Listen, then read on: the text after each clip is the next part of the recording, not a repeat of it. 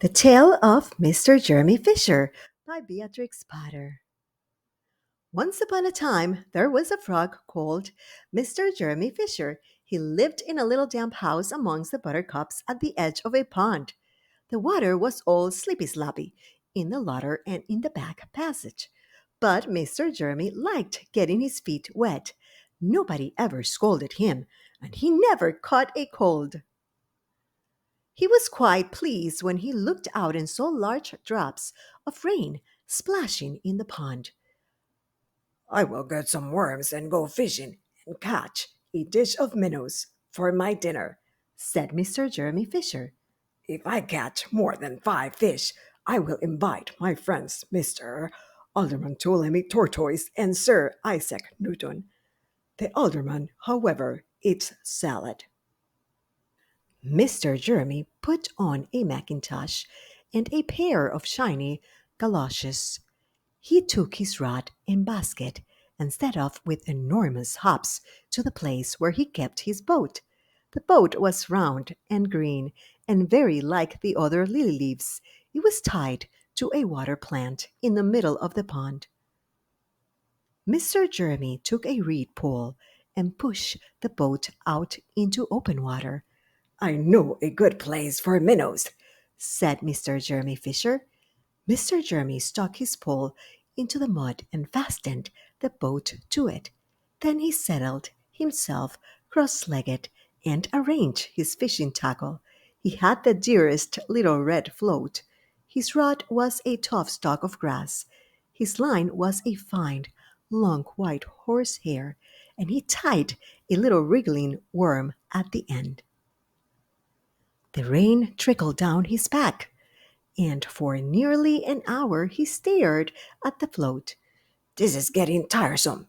I think I should like some lunch," said Mr. Jeremy Fisher. He punted back again amongst the water plants and took some lunch out of his basket. "I will eat a butterfly sandwich and wait till the shower is over," said Mr. Jeremy Fisher. A great big water beetle came up underneath the lily leaf and tweaked the toe of one of his galoshes. Mr. Jeremy crossed his legs up shorter, out of reach, and went on eating his sandwich. Once or twice something moved about with a rustle and a splash amongst the rushes at the side of the pond. "I trust that is not a rat," said Mr. Jeremy Fisher. "I think I had better get away from here." Mr. Jeremy shoved the boat out again a little way and dropped in the bait. There was a bite almost directly. The float gave a tremendous bobbit. "A minnow! A minnow! I have him by the nose!" cried Mr. Jeremy Fisher, jerking up his rod. But what a horrible surprise! Instead of a smooth, fat minnow, Mr. Jeremy landed little Jack Sharp, the stickleback, covered with spines. The stickleback floundered about the boat, pricking and snapping until he was quite out of breath. Then he jumped back into the water, and a shoal of other little fishes put their heads out and laughed at Mr. Jeremy Fisher. And while Mr. Jeremy sat disconsolately on the edge of his boat, sucking his sore fingers and peering down into the water, a much worse thing happened. A really frightful thing it would have been if Mr. Jeremy had not been wearing a mackintosh. A great, big, enormous trout came up, ker plip flop, p p p, with a splash, and it seized Mr. Jeremy with a snap. "Oh, oh, oh!" And then it turned and dived down to the bottom of the pond. But the trout was so displeased with the taste of the mackintosh that in less than half a minute it spat him out again, and The only thing it swallowed was Mr. Jeremy's galoshes.